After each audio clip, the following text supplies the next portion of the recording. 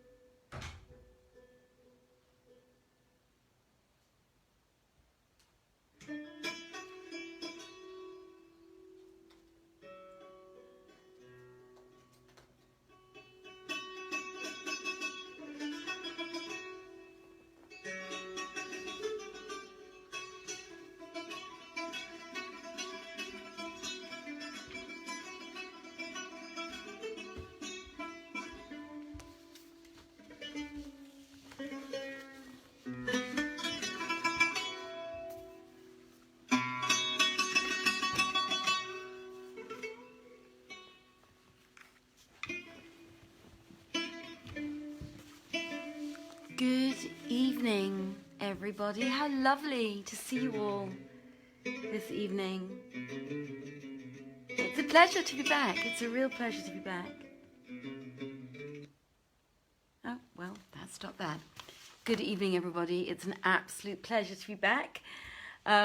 We had some organisational stuff that we had to sort out. But now, as of tonight, we're back with you to read you 1001 Arabian Nights. And my name is Joanna Godwin Seidl. Thank you very much for the hearts. My name is Joanna Godwin Seidl, and I am the director and producer of Vienna Theatre Project. And at the beginning of the lockdown, with my dear friend and colleague Saman Gerard, we decided to entertain people who were stuck at home and read 1001 Arabian Nights together. We are continuing to do so despite the fact that the lockdown in many places is already over, but a lot of people are still staying at home and having staycations and whatnot, so we're continuing to do this until we don't want to anymore. So, ladies and gentlemen, without further ado, I am going to start reading you. We are now on it's a big day today. We are now on the third book of 1001 Arabian Nights. It's the Burton translation. And I think there's about another 7 books or something to go. So we've got a while yet, so please be patient with us. Oh, my incense went out. That's strange. I had incense burning and it's gone out. Yeah. I have nothing more to say. Please, please, please enjoy yourselves and feel free to share. Oh, hello. Hello, hello. Please feel free to share our posts with people who you think might be interested.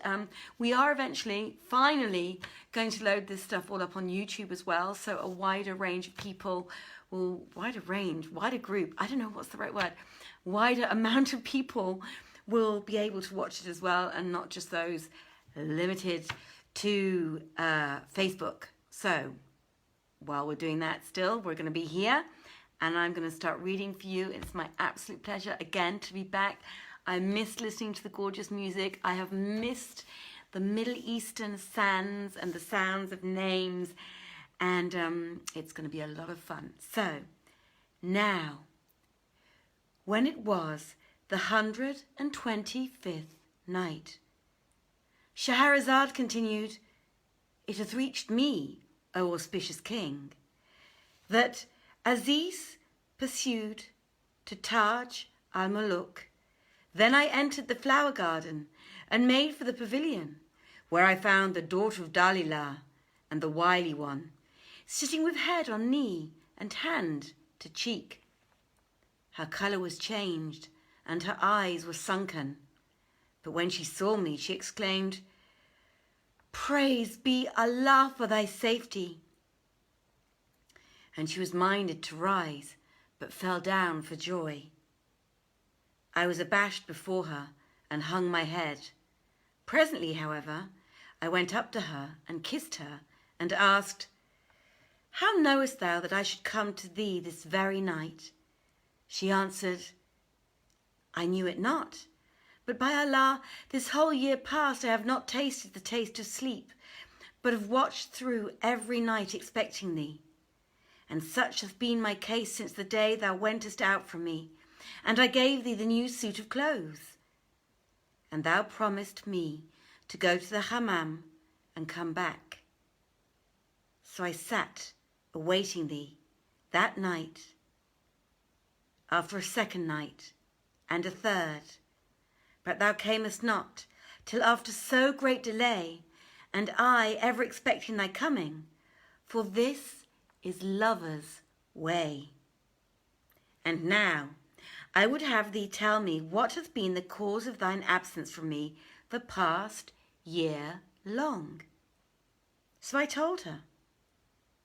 And when she knew that I was married, her colour waxed yellow, and I added, 'I have come to thee this night, but I must leave thee before day.' Quoth she, 'Doth it not suffice her that she tricked thee into marrying her and kept thee prisoner with her a whole year? But she must also make thee swear by the oath of divorce that thou wilt return to her on the same night before morning, and not allow thee to divert thyself with thy mother or me, nor suffer thee to pass one night with either of us away from her. How then must it be with one from whom thou hast been absent a full year, and knew thee before she did?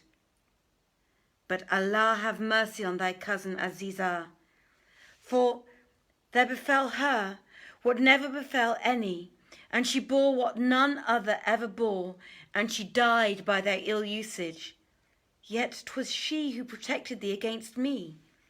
Indeed, I thought thou didst love me. So I let thee take thine own way, else had I not suffered thee to go safe in a sound skin, when I had in it my power to clap thee in jail, and even to slay thee.' Then she wept with sore weeping, and waxed wroth, and shuddered in my face with skin bristling, and looked at me with furious eyes. When I saw her in this case, I was terrified at her, and my side muscles trembled and quivered, for she was like a dreadful she-gull, an ogress in ire, and I like a bean over the fire. Then said she, 'Thou art of no use to me. Thou art married, and hast a child, nor art thou any longer fit for my company. I care only for bachelors, and not married men. These profit us nothing. Thou hast sold me for yonder stinking armful, but by Allah, I will make the whore's heart ache for thee, and thou shalt not live either for me or for her. Then she cried a loud cry, and, ere I could think, up came the slave girls and threw me on the ground. And when I was helpless under their arms, she rose and taking a knife said, I will cut thy throat as thou slaughter he-goats, and that will be less than thy desert, for thy doings to me and the daughter of thy uncle before me. When I looked to my life and found myself at the mercy of her slave women, with my cheeks dust-soiled, and saw her sharpen the knife, I made sure of death. And Scheherazade perceived the dawn of day and ceased to say her permitted say. So I'm going to take a sip of water and then I'm going to carry on reading the 27th night.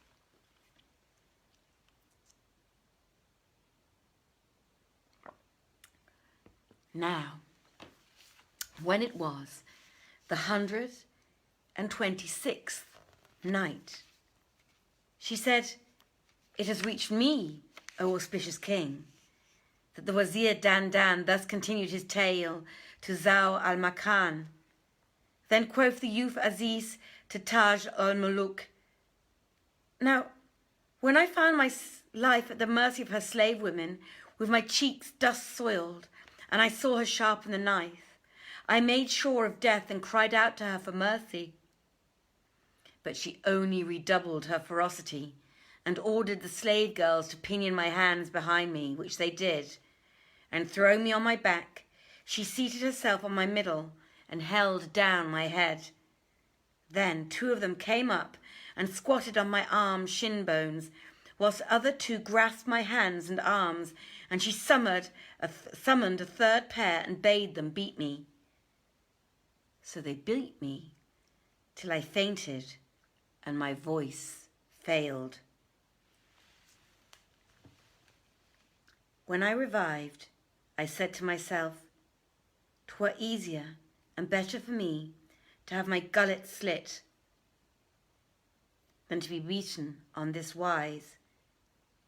And I remembered the words of my cousin and how she used to say to me, Allah keep thee from her mischief. And I shrieked and wept till my voice failed, and I remained without power to breathe or to move.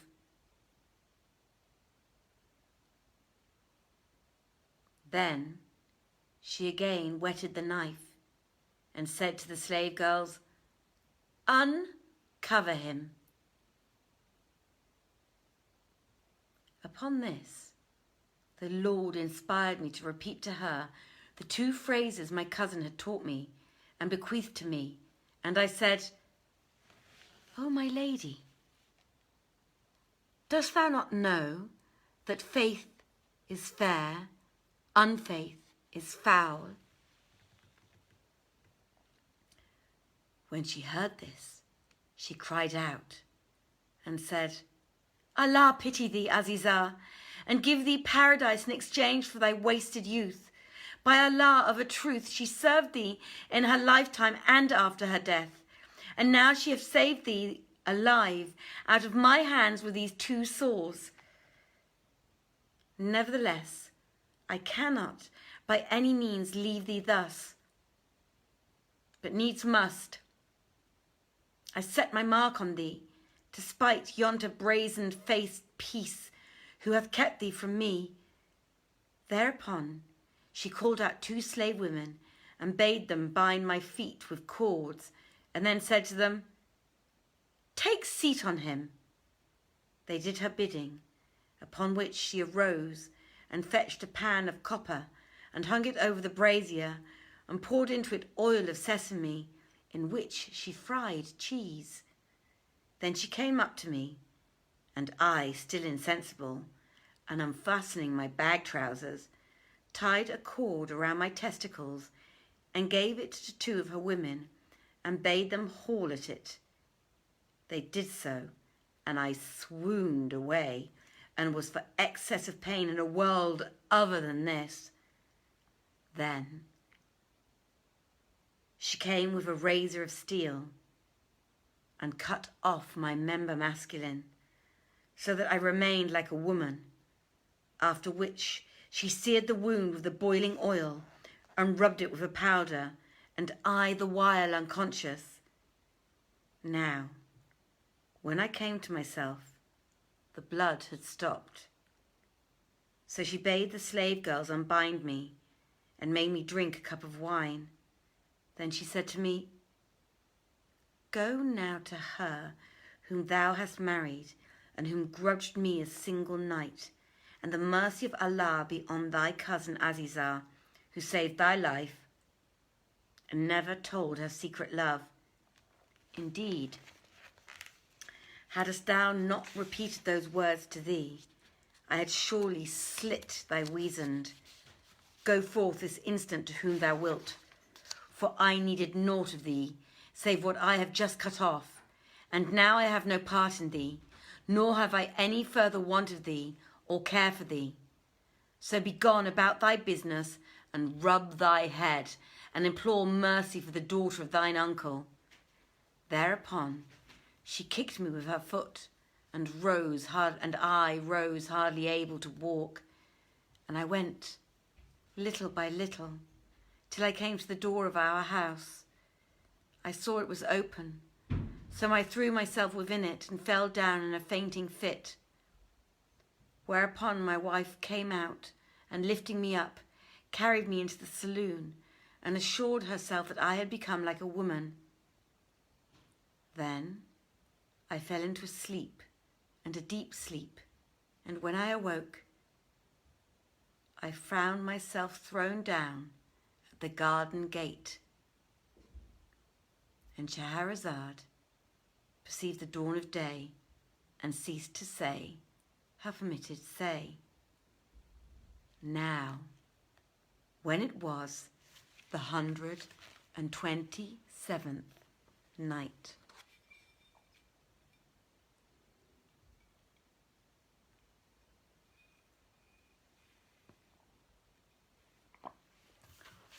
she said, "It has reached me, O auspicious king, that the Wazir Dandan pursued to King Sao al-Makan. The youth Aziz thus continued his story to Taj al-Muluk. When I awoke and found myself thrown down at the garden gate, I rose groaning for pain and misery, and made my way to our home, and entering, I came upon my mother weeping for me and saying, 'Would I knew, O my son, in what land art thou?' So I drew near and threw myself upon her, and when she looked at me and felt me, she knew that I was ill, for my face was coloured black and tan. Then I thought of my cousin, and all the kind offices she had been wont to do to me, and I learned when too late that she had truly loved me. So I wept for her, and my mother wept also. Presently she said to me, 'O my son, thy sire is dead.' At this my fury against fate redoubled, and I cried till I fell into a fit. When I came to myself, I looked at the place where my cousin Azizah had been used to sit, and shed tears anew, till all I but fainted once more for excess of weeping, and I ceased not to cry and sob and wail till midnight, when my mother said to me, 'Thy father hath been dead these 10 days. I shall never think of anyone but my cousin Azizah,' replied I, 'and indeed I deserve all that hath befallen me, for that I neglected her who loved me with love so dear.' Asked she, 'What hath befallen thee?' So I told her all that had happened, and she wept a while. Then she rose and set some matter of meat and drink before me. I ate a little and drank, after which I repeated my story to her, and told her the whole occurrence, whereupon she exclaimed, Praised be Allah that she did but this to thee and forbore to slaughter thee. Then she nursed me and medicined me till I regained my health. And when my recovery was complete, she said to me, O my son, I will now bring out to thee that which thy cousin committed to me in trust for thee, for it is thine. She swore me not to give it thee, till I should see thee recalling her to mind and weeping over her, and thy connection severed from other than herself. And now I know what these conditions are fulfilled in thee. So she rose, and opening a chest, took out this piece of linen, with the figures of the gazelles worked thereon, which I had given to Azizah in time past, and taking it, I found written therein these couplets.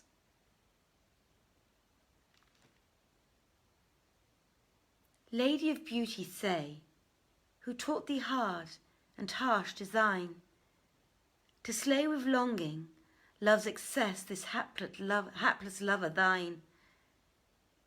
And thou fain disremember me beyond our parting day, Allah will know that thee and thee my memory never shall line.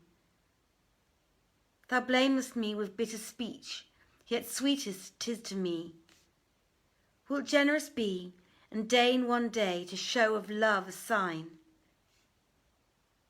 I had not reckoned love contains so much of pine and pain, and soul distress, until I came for thee to pain and pine.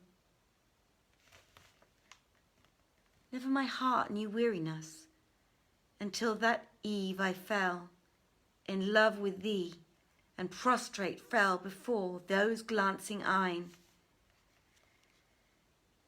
My very foes have mercy on my case, and moan therefore. But thou, O heart of Indian steel, all mercy dost decline. No, never will I be consoled by Allah, and I die, nor yet forget the love of thee, though life in ruins lie.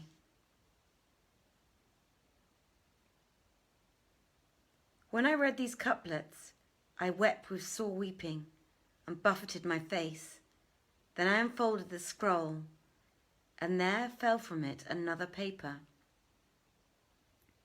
I opened it, and behold, I found written therein, Know, O son of my uncle, that I acquit thee of my blood, and I beseech Allah to make accord between thee and her whom thou lovest.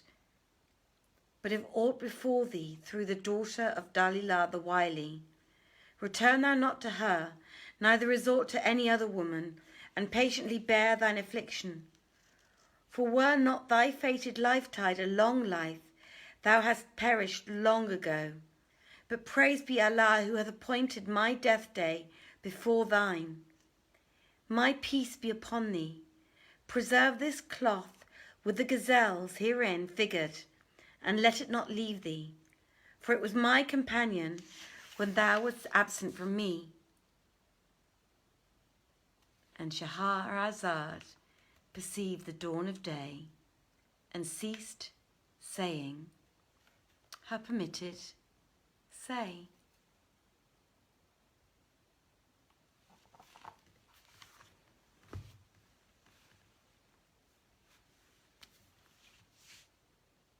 Everybody, it was, I'm going to turn, let's see if the music's finished. It's not finished. So I am going to, ooh, that's loud. Turn it back on again. Somewhere different, of course. Ladies and gentlemen, it was an absolute pleasure reading for you this evening. It was lovely to get back to it. Saman will be on tomorrow evening for your joy. I hope you enjoyed tonight's story. It was a little bit tragic and sad, really. This whole set of stories has been about tragic love not being fulfilled, which is always a sad thing. And I hope the next stories are going to get better again. And I have nothing else to say but to wish you many blessings and many salams. I hope you have a wonderful day, if your day is still progressing somewhere in the world. And otherwise, I wish you a very, very good night, and may your dreams be pleasant, and may all the good ones come true and be wonderful. So it's a very good night from me, and see you on Friday. Take care. Bye-bye.